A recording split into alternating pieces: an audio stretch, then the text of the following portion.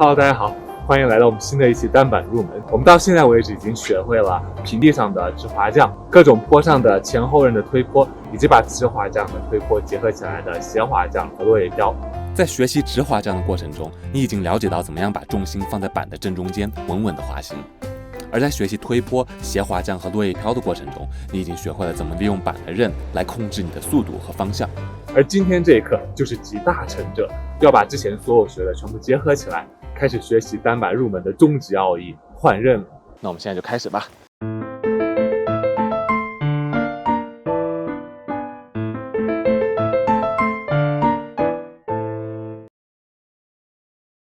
换刃听起来很可怕，但其实非常简单。它其实是一个前刃的落叶飘，接一个后刃的落叶飘，再接一个前刃的落叶飘，再接一个后刃的落叶飘。所以，当你把落叶飘练得很熟练的时候，你的换刃就近乎于水到渠成了。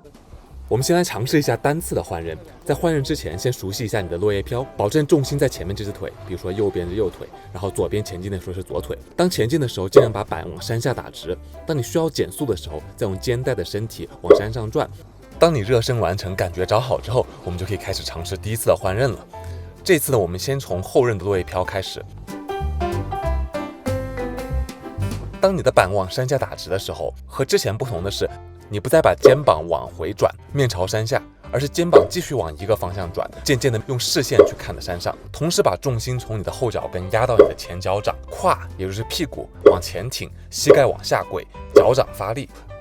这个时候你的板就会被你的肩膀带着转过来，面向山上，而变成一个前刃的落叶飘的动作。这个时候用你的视线去看向山上，你的人就可以停下来了。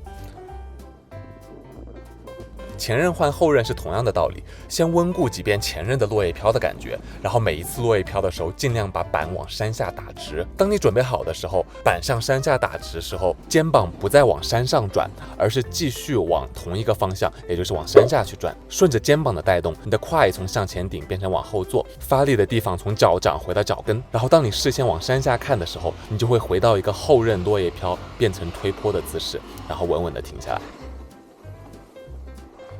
练习单次换刃的难点就在于掌握换刃的时机，如果换刃太早或者太晚，都容易卡刃，然后摔跤。为了尽量减少我们卡刃摔跤的概率，在刚开始练习的时候，我们一定要把板往山下打直，直板前进之后再开始换刃。这是因为当板完全向山下打直的时候，我们进入一个直滑降的滑行动作，身体的重心会稳稳的在板的正中间，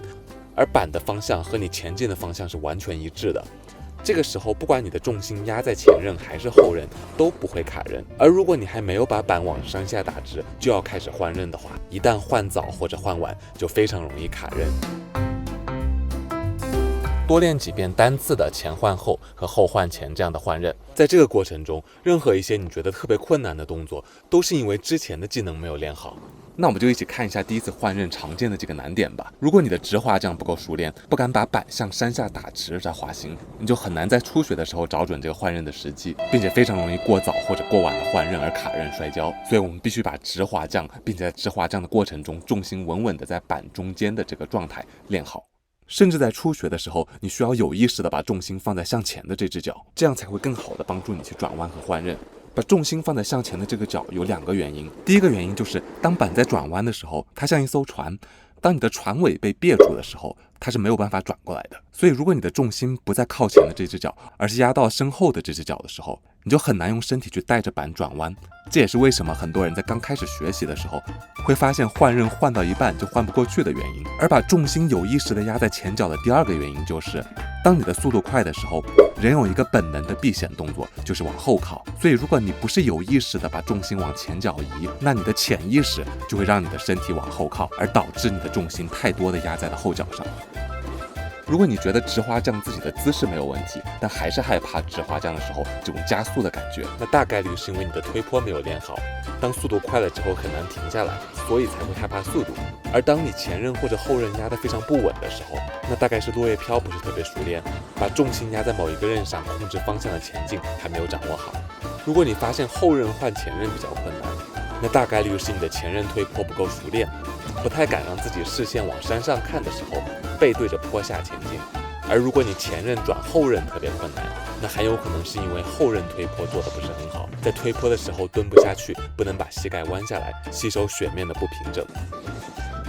这一步的练习时间因人而异，但要等到身体习惯这个重心转换的位置和时机，一般最快也要半天到1天的时间。当你把这2个换刃的感觉找好之后，就可以尝试连续换刃了。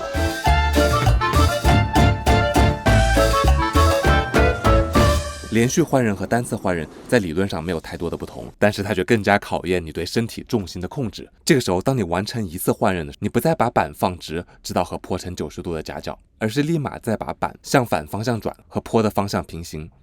然后再把身体的重心移到板的另外一侧，压到另外一侧的刃上。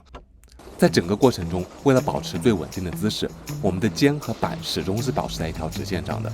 并且每一次的换刃都应该由肩膀带着身体去转动。在这个过程中，我们需要让身体习惯匀速前进的感觉。你要一遍一遍告诉自己，连续的换刃并不会让你一直加速，它是在每一次直板朝山下的时候稍微加速，而当你换刃完成利刃最高的时候，又会减一些速度。这一加一减，平均就会保持一个匀速的前进。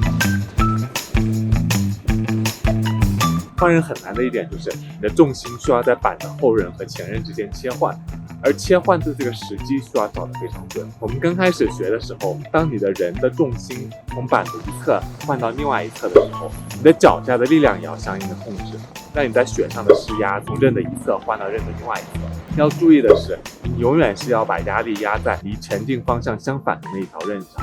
如果你的压力到了前进方向的这一侧的刃上的话，你就会卡刃，然后摔跤。连续换刃是单板学习中最大的一个门槛，因为它运用到了我们至今所学到所有的内容，